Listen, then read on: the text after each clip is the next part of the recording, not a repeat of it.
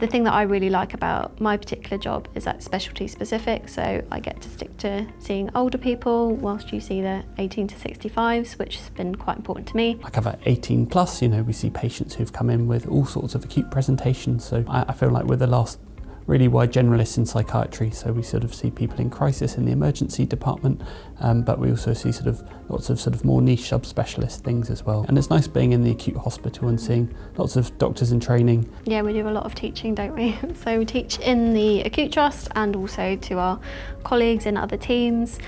And particularly from the older adult side, we've got really good links with community mental health teams and inpatient services, which I think is great. There's a lot of people working at the trust that I've known for quite a long time, so I did my core training here. I think it says a lot that the people that I knew and worked with when I did my core training here are still here and in leadership roles, which is really nice. And it's nice being in Surrey. One of the big reasons I chose the trust wasn't just sort of working for the trust, but it was being in Surrey, for personal links, but Surrey's a great part of the country to live. There's quick, easy links into London, but it's still, you've got that countryside feel, but also some decent towns to go shopping and spend your spare time in as well.